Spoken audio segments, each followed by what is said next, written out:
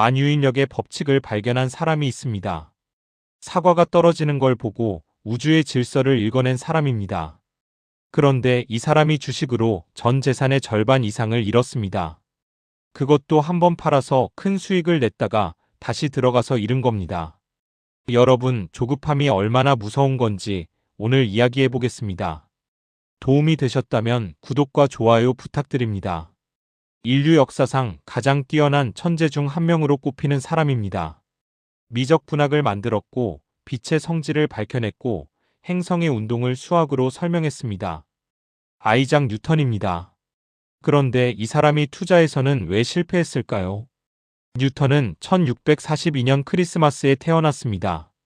영국 링컨셔의 작은 마을 울스소프였습니다. 그런데 아버지는 뉴턴이 태어나기 석 달 전에 세상을 떠났습니다. 어머니 혼자 아기를 키워야 했습니다.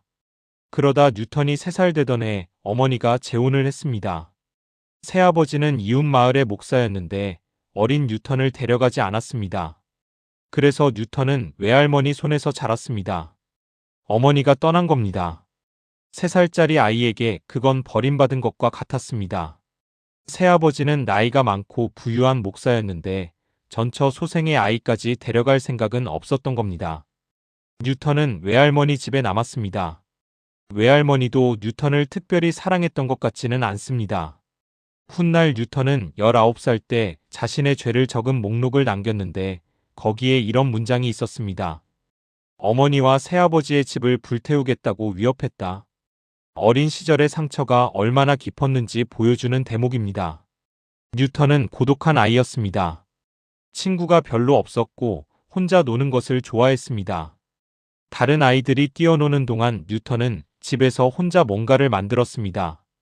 나무 조각으로 장난감을 만들거나 해시계의 원리를 연구하거나 바람개비가 어떻게 도는지 관찰했습니다.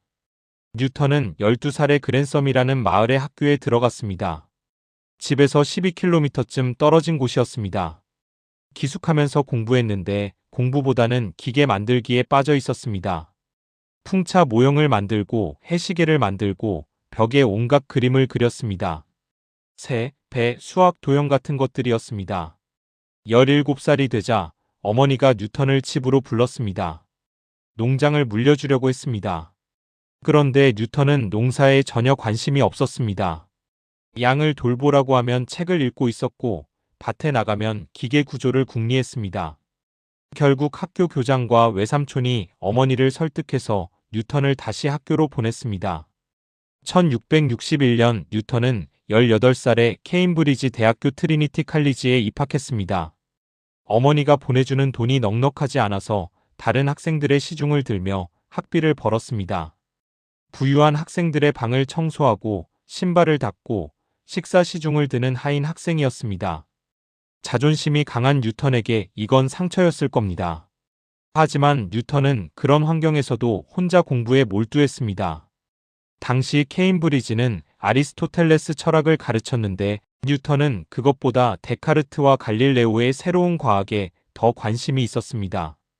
혼자 책을 읽고 혼자 실험하고 혼자 생각했습니다. 1665년에 큰 전환이 찾아왔습니다. 런던에서 흑사병이 퍼지면서 대학이 문을 닫았고 뉴턴은 고향 울스소프로 돌아가야 했습니다. 당시 런던에서는 매주 수천 명이 흑사병으로 죽어가고 있었습니다. 도시 전체가 공포에 빠져 있었고 사람들은 시골로 피난을 갔습니다. 뉴턴도 그중 한 명이었습니다. 그리고 그 다음 2년 동안 집에서 혼자 연구를 했습니다. 바로 이 시기에 뉴턴의 가장 중요한 발견들이 이루어졌습니다. 온 세상이 죽음의 공포에 떨고 있을 때 23살의 청년은 작은 농가에서 우주의 비밀을 풀고 있었습니다. 빛이 여러 색깔로 이루어져 있다는 것을 알아냈고 미적 분학의 기초를 세웠고 중력에 대한 생각을 발전시켰습니다. 사과나무 이야기가 바로 이 시기입니다. 뉴턴이 정원에서 사과가 떨어지는 걸 보고 중력에 대해 생각하기 시작했다는 이야기입니다. 왜 사과는 옆으로 가지 않고 땅으로 떨어지는가? 그 힘이 달까지 미친다면 달은 왜 떨어지지 않는가?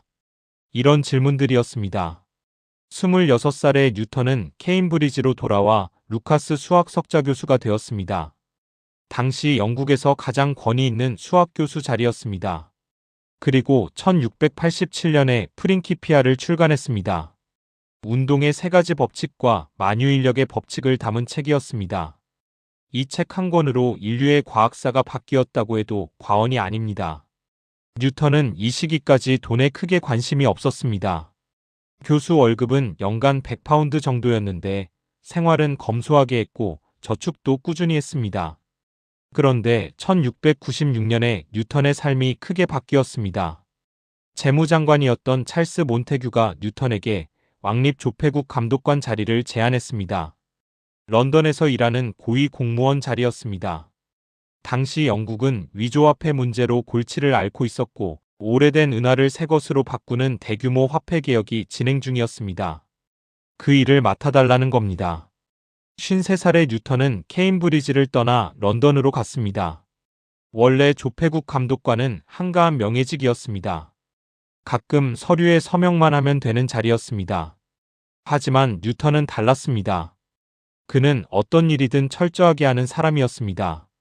뉴턴은 직접 현장에서 일했고 위조범들을 추적했고 조폐 과정을 개선했습니다. 위조범을 잡기 위해 변장을 하고 술집에 잠입하기도 했습니다. 범죄자들을 직접 신문했고 증거를 수집했고 법정에서 증인으로 서기도 했습니다. 그 결과 28명의 위조범이 교수형을 당했습니다. 그 전까지 조폐국은 일주일에 1만 5천 개의 동전을 만들었는데 뉴턴이 시스템을 정비한 후에는 5만 개를 만들어냈습니다. 뉴턴은 직원들에게 새벽 4시부터 밤 12시까지 일하게 했습니다. 일주일에 6일을 그렇게 일했습니다. 3년 만에 영국의 모든 오래된 은하가 새 은하로 바뀌었습니다. 이전 35년 동안 만든 것보다 더 많은 동전을 3년 만에 만들어낸 겁니다. 1699년 크리스마스, 뉴턴의 57번째 생일에 조폐국장으로 승진했습니다. 조폐국장은 더 돈이 되는 자리였습니다. 연봉도 있었지만 무엇보다 조폐 과정에서 생기는 이익의 일부를 가져갈 수 있었습니다. 뉴턴의 연간 수입은 2,000파운드가 넘었습니다. 지금 돈으로 환산하면 연간 20만 달러 이상, 하나로 거의 3억 원이 되는 수입이었습니다. 돈이 쌓이기 시작했습니다. 뉴턴은 절약하는 습관이 있었고 가족도 없었습니다. 결혼을 하지 않았고 자녀도 없었습니다. 그래서 수입의 상당 부분을 저축하고 투자할 수 있었습니다. 뉴턴은 정부 채권에 투자했고 영란은행 주식도 샀고 남의 회사 주식도 조금씩 사모았습니다. 1705년에 뉴턴은 기사 자기를 받았습니다. 앤 여왕이 직접 자기를 수여했습니다. 이제 뉴턴은 아이작 뉴턴경이 된 겁니다. 과학자로서 기사 자기를 받은 건 당시로선 매우 드문 일이었습니다. 그리고 1720년이 왔습니다. 뉴턴의 나이 77살이었습니다. 보통 사람이라면 은퇴하고 조용히 여생을 보낼 나이입니다. 하지만 뉴턴은 여전히 활발하게 활동하고 있었습니다. 조폐국장 일도 계속했고 왕립학회 회장으로서 영국 과학계를 이끌고 있었습니다. 남의 회사라는 회사가 있었습니다. 1711년에 설립된 무역회사였는데 영국 정부의 채무를 떠안는 대신 남아메리카와의 독점 무역권을 받은 회사였습니다. 스페인 식민지와 무역을 할 수 있는 독점권이었습니다. 사람들은 남아메리카의 금과 은, 향신료와 보석이 영국으로 쏟아져 들어올 거라고 기대했습니다. 사실 실제 무역 실적은 별로 없었습니다. 스페인이 무역을 제한했기 때문입니다. 회사의 주요 사업은 노예 무역이었는데 그것도 수익이 크지 않았습니다. 하지만 사람들은 현실보다 꿈에 열광했습니다. 남아메리카에서 금이 쏟아질 거라는 소문, 회사가 영국 전체의 국채를 떠안게 될 거라는 소문, 이런 것들이 사람들을 흥분시켰습니다. 1720년 1월 남의 회사 주가는 128파운드였습니다. 뉴턴도 이 회사 주식을 가지고 있었습니다. 그런데 주가가 오르기 시작했습니다. 2월에 200파운드, 3월에 300파운드를 넘었습니다. 4월이 되자 320파운드까지 치솟았습니다. 뉴턴은 주가를 지켜보다가 결심했습니다. 너무 올랐다고 판단한 겁니다. 그래서 1720년 봄에 보유하고 있던 남의 회사 주식을 전부 팔았습니다. 뉴턴은 여기서 7,000파운드의 수익을 거뒀습니다. 투자 원금의 2배를 번 겁니다. 오늘날 가치로 환산하면 약 100만 파운드, 하나로 18억 원 정도 되는 돈이었습니다. 뉴턴은 기뻤을 겁니다. 시장이 과열됐다고 판단했고 그 판단대로 팔았고 큰 수익을 냈습니다. 천재다운 결정이었습니다. 그런데 문제는 그 다음이었습니다. 뉴턴이 주식을 판 뒤에도 주가는 계속 올랐습니다. 5월에 400파운드, 6월에 700파운드, 7월에는 무려 1000파운드를 돌파했습니다. 뉴턴이 팔았을 때보다 3배 가까이 오른 겁니다. 주변 사람들이 돈을 벌고 있었습니다. 귀족들, 상인들, 심지어 하인들까지 남의 회사 주식에 투자해서 큰 돈을 벌었다는 소문이 돌았습니다. 런던의 거래소는 사람들로 푹 젖었고 커피하우스마다 주식 이야기로 가득했습니다. 신문에도 매일 남의 회사 이야기가 실렸습니다. 뉴턴의 조카딸도 주식을 샀을 겁니다. 친구들도 샀을 겁니다. 조폐국에서 일하는 동료들도 샀을 겁니다. 다들 부자가 되어가고 있었습니다. 뉴턴만 빼고요. 뉴턴은 흔들렸습니다. 자기는 판단이 옳았다고 생각해서 팔았는데 시장은 계속 올랐습니다. 사람들은 더 큰 수익을 거두고 있었습니다. 과학의 세계에서는 뉴턴이 항상 옳았습니다. 중력도 빛도 운동도 뉴턴의 계산대로였습니다. 그런데 시장은 뉴턴의 예측을 비웃는 것 같았습니다. 어쩌면 뉴턴은 이렇게 생각했을지 모릅니다. 내가 틀렸나? 시장을 잘못 본 건가? 아직 더 오를 여지가 있는 건가? 자신의 판단을 의심하기 시작한 겁니다. 1720년 6월 뉴턴은 다시 남의 회사 주식을 샀습니다. 그것도 대규모로 샀습니다. 몇 달 전에 팔았던 것보다 훨씬 높은 가격에 샀습니다. 그뿐만이 아니었습니다. 뉴턴은 가지고 있던 다른 투자 자산들도 팔아서 남의 회사 주식에 집어넣었습니다. 거의 전 재산을 남의 회사에 몰빵한 겁니다. 왜 그랬을까요? 전체의 움직임을 계산해낸 사람이 왜 이런 결정을 했을까요? 조급함이었습니다. 자기만 기회를 놓치고 있다는 느낌이었습니다. 주변 사람들은 계속 돈을 벌고 있는데 자기는 일찍 팔아버려서 그 기회를 놓쳤다는 생각이 들었던 겁니다. 뉴턴처럼 이성적인 사람도 그 감정을 이기지 못했습니다. 처음 팔았을 때의 뉴턴은 냉정했습니다. 시장이 과열됐다고 분석했고 그 분석에 따라 행동했습니다. 하지만 두 번째 살 때의 뉴턴은 달랐습니다. 분석이 아니라 감정이 앞섰습니다. 다른 사람들이 돈을 버는 걸 보면서 조바심이 났고 그 조바심이 판단력을 흐렸습니다. 뉴턴이 주식을 다시 산 건 6월이었습니다. 그런데 7월이 되자 주가 상승세가 꺾이기 시작했습니다. 사람들 사이에서 불안감이 퍼지기 시작했습니다.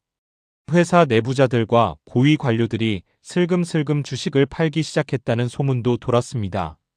8월 주가가 본격적으로 떨어지기 시작했습니다. 회사 내부자들이 주식을 팔기 시작했다는 소문이 사실로 확인됐습니다. 국회의원들, 귀족들, 회사 임원들이 고점에서 주식을 팔고 빠져나간 겁니다. 일반 투자자들만 남았습니다. 9월에는 붕괴 수준이었습니다. 사람들이 공포에 빠져 주식을 던졌습니다. 팔려는 사람은 많은데 사려는 사람은 없었습니다. 1000파운드를 넘었던 주가가 9월에는 175파운드까지 떨어졌습니다. 12월에는 124파운드가 됐습니다. 1월 시작 전과 거의 같은 가격이었지만 그 사이에 수많은 사람들이 재산을 잃었습니다. 런던은 충격에 빠졌습니다. 파산하는 사람들이 속출했습니다. 자살하는 사람들도 있었습니다. 분노한 군중이 거리로 나왔습니다. 국회에서는 조사위원회가 열렸고 회사 임원들은 재판을 받았습니다. 재무장관까지 감옥에 갔습니다. 뉴턴도 그 피해자 중 한 명이었습니다.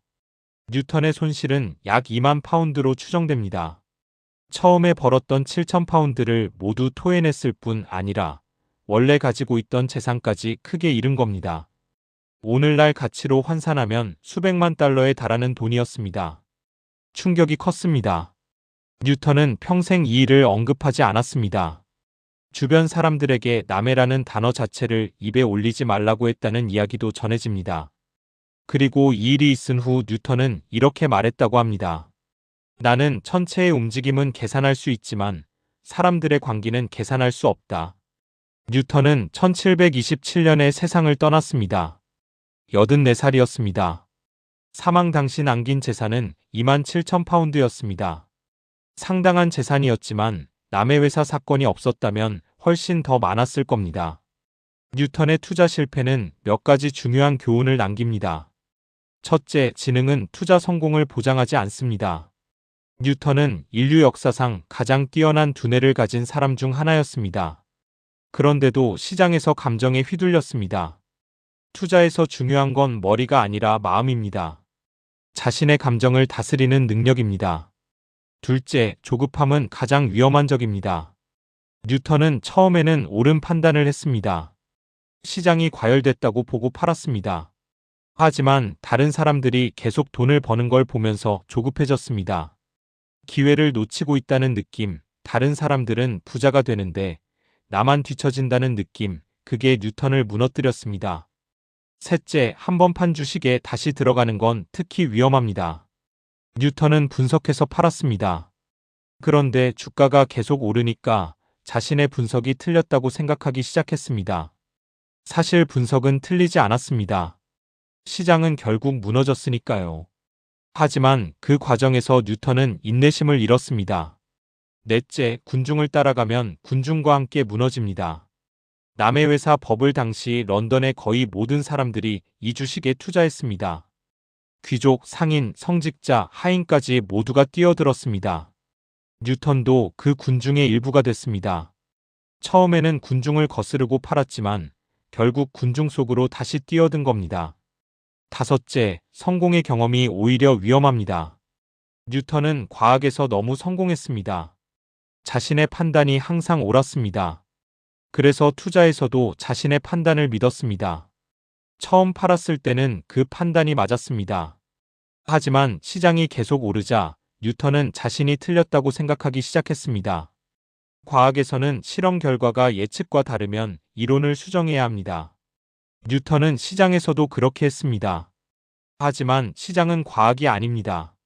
재미있는 건 뉴턴이 처음에 팔았을 때 그냥 가만히 있었다면 어땠을까 하는 점입니다. 7,000파운드의 수익을 그대로 유지하고 다른 곳에 투자하거나 저축했다면 남의 회사 붕괴와 상관없이 그 돈을 지킬 수 있었을 겁니다. 문제는 뉴턴이 가만히 있지 못했다는 겁니다. 이게 조급함의 본질입니다. 가만히 있으면 되는데 가만히 있지 못하는 겁니다. 뭔가를 해야 할 것 같은 느낌, 지금 행동하지 않으면 기회를 놓친다는 느낌, 그게 사람을 움직입니다. 그리고 그 움직임이 오히려 손실을 가져옵니다. 투자에서 가장 어려운 건 아무것도 하지 않는 겁니다. 시장이 오를 때도 떨어질 때도 다른 사람들이 돈을 벌 때도 다른 사람들이 돈을 잃을 때도 자신의 원칙을 지키며 가만히 있는 것입니다. 뉴턴은 천체의 움직임을 계산할 수 있었지만 자기 마음의 움직임은 제어하지 못했습니다. 여러분은 지금 조급하지 않으신가요? 주변에서 돈을 벌었다는 소리가 들릴 때, 뭔가 해야 할 것 같은 느낌이 들 때, 그때가 가장 위험한 순간입니다. 뉴턴도 그 순간에 무너졌습니다. 뉴턴의 이야기를 기억하시면 좋겠습니다. 천재도 조급함 앞에서는 무력했습니다. 우리는 뉴턴보다 똑똑하지 않습니다. 그러니 우리가 해야 할 건 더 열심히 분석하는 게 아닙니다. 우리가 해야 할 건 조급함을 경계하는 겁니다. 시장에서 이기는 방법은 남들보다 빨리 사고 파는 게 아닙니다. 시장에서 이기는 방법은 조급함에 지지 않는 겁니다. 다른 사람들이 뛰어들 때 뛰어들지 않고 다른 사람들이 도망칠 때 도망치지 않고 자기 원칙을 지키는 겁니다. 뉴턴은 프린키피아에서 이렇게 썼습니다. 모든 물체는 외부의 힘이 가해지지 않는 한 정지 상태나 등속 직선 운동 상태를 유지한다. 관성의 법칙입니다. 투자에도 적용해 볼 수 있습니다. 외부의 소음에 흔들리지 않으면 우리는 우리의 방향을 유지할 수 있습니다. 뉴턴이 남의 회사에서 잃은 건 돈만이 아니었습니다. 자신에 대한 확신도 흔들렸을 겁니다. 평생 이성과 논리로 세상을 이해해온 사람이 자신의 감정에 져버린 겁니다. 그 쓰라림이 얼마나 컸을지 상상이 갑니다. 하지만 그 실패에서 우리는 배울 수 있습니다. 뉴턴도 이기지 못한 감정이라면 우리도 이기기 어렵습니다. 그러니 애초에 그 감정이 발동하는 상황을 피해야 합니다. 매일 주가를 확인하지 않는 것, 다른 사람들의 수익 이야기에 귀 기울이지 않는 것, 장기적인 시각을 유지하는 것, 이런 것들이 조급함을 이기는 방법입니다. 뉴턴은 사과가 떨어지는 걸 보고 중력을 생각했습니다. 그건 인내심 있는 관찰의 결과였습니다. 급하게 결론 내리지 않고 천천히 관찰하고 생각을 발전시킨 겁니다. 그런데 투자에서는 그 인내심을 발휘하지 못했습니다. 우리도 마찬가지입니다. 일상에서는 인내심 있게 일하고 관계를 쌓고 실력을 키워갑니다. 그런데 투자만 하면 급해집니다. 빨리 돈을 벌고 싶어지고 남들보다 앞서고 싶어지고 지금 당장 결과를 보고 싶어집니다. 그게 문제입니다. 특히 요즘은 더 위험합니다. 스마트폰으로 실시간 주가를 볼 수 있습니다. 뉴스와 소셜미디어에서 매일 누가 돈을 벌었다는 이야기가 쏟아집니다. 친구의 수익률 자랑, 유튜브의 투자 성공담, 온라인 커뮤니티의 대박 후기. 이런 것들이 우리를 조급하게 만듭니다. 뉴턴 시대에는 주가를 확인하려면 런던의 거래소에 가거나 커피하우스에서 소문을 들어야 했습니다. 지금은 손가락만 까딱하면 됩니다. 그만큼 조급해지기 쉬운 환경입니다. 투자는 인내의 게임입니다. 빨리 달리는 사람이 이기는 게 아니라 오래 달리는 사람이 이깁니다. 뉴턴은 77살에 그걸 잊었습니다. 오래 살았고 많은 걸 잃었고 충분한 재산도 있었는데 그래도 조급해졌습니다. 나이가 많다고 경험이 많다고 조급함에서 자유로운 게 아닙니다. 오히려 성공한 사람일수록 더 조심해야 합니다. 과거의 성공이 자신감이 되고 그 자신감이 과신이 됩니다. 뉴턴은 과학에서 성공했기 때문에 투자에서도 성공할 거라고 생각했을 수 있습니다. 하지만 시장은 과학과 다릅니다. 시장에는 사람들의 탐욕과 공포가 섞여 있습니다. 그건 계산할 수 없습니다. 저는 이 이야기를 하면서 뉴턴을 비웃을 생각이 없습니다. 오히려 뉴턴에게 배웁니다. 저도 언제든지 같은 실수를 할 수 있습니다. 여러분도 마찬가지입니다. 우리 모두 조급함 앞에서는 약합니다. 중요한 건 그걸 인정하는 겁니다. 뉴턴은 남의 회사 사건 이후에도 7년을 더 살았습니다. 조폐 국장 일도 계속했고 왕립학회 회장으로서 과학계를 이끌었습니다. 그 손실이 뉴턴의 삶 전체를 망친 건 아닙니다. 하지만 분명 상처는 남았을 겁니다. 우리도 투자에서 실수를 합니다. 중요한 건 그 실수에서 회복하는 겁니다. 뉴턴처럼 다시 일어나는 겁니다. 그리고 같은 실수를 반복하지 않는 겁니다. 조급함을 이기는 건 하루아침에 되지 않습니다. 매일 연습해야 합니다. 주가가 오를 때 흥분하지 않는 연습, 주가가 내릴 때 두려워하지 않는 연습, 다른 사람들의 수익에 부러워하지 않는 연습, 이런 걸 매일 해야 합니다. 구체적인 방법이 있습니다. 첫째, 주가를 자주 확인하지 않는 겁니다. 매일 확인하면 매일 흔들립니다. 일주일에 한 번 아니면 한 달에 한 번으로 줄여보세요. 둘째, 투자 관련 뉴스와 유튜브를 줄이는 겁니다. 정보가 많다고 좋은 게 아닙니다. 오히려 정보가 많을수록 판단이 흔들립니다. 셋째, 투자 일지를 쓰는 겁니다. 왜 이 주식을 샀는지, 언제 팔 건지 미리 적어두세요. 그래야 감정에 휘둘릴 때 원래 계획을 떠올릴 수 있습니다. 뉴턴의 실패는 지금으로부터 300년도 더 전에 일어난 일입니다. 하지만 그때나 지금이나 사람의 마음은 같습니다. 탐욕과 공포, 조급함과 초조함, 이런 것들은 시대가 바뀌어도 변하지 않습니다. 그래서 뉴턴의 이야기가 지금도 유효합니다. 주식 실패의 원인은 기술이 아닙니다. 차트를 잘 못 읽어서도 아니고 재무제표를 잘 못 분석해서도 아닙니다. 실패의 가장 큰 원인은 조급함입니다. 기다리지 못하는 마음, 남들을 따라가고 싶은 마음, 지금 당장 결과를 보고 싶은 마음, 그게 실패를 부릅니다. 천재도 조급함 앞에서는 무너집니다. 우리는 천재가 아니니까 더 조심해야 합니다. 오늘 영상이 도움이 됐다면 구독과 좋아요 부탁드립니다. 뉴턴은 죽기 전에 이런 말을 남겼습니다. 나는 바닷가에서 조개를 줍는 아이에 불과했다. 넓은 바다는 여전히 내 앞에 펼쳐져 있다. 인류 역사상 가장 위대한 과학자가 그렇게 겸손했습니다. 그런 뉴턴도 시장 앞에서는 한 명의 평범한 투자자였습니다. 조급함이라는 파도에 휩쓸린 겁니다. 오늘도 시장이 열렸습니다. 수많은 사람들이 사고팔고 있습니다. 그 속에서 흔들리지 마시길 바랍니다. 뉴턴이 하지 못한 걸 여러분은 하시길 바랍니다. 기다리는 것, 흔들리지 않는 것, 조급해지지 않는 것. 그게 투자에서 가장 중요한 기술입니다. 뉴턴은 사과가 떨어지는 걸 보고 중력을 발견했지만 자신의 돈이 떨어지는 건 막지 못했습니다. 여러분은 다르시길 바랍니다. 다음 영상에서 또 뵙겠습니다.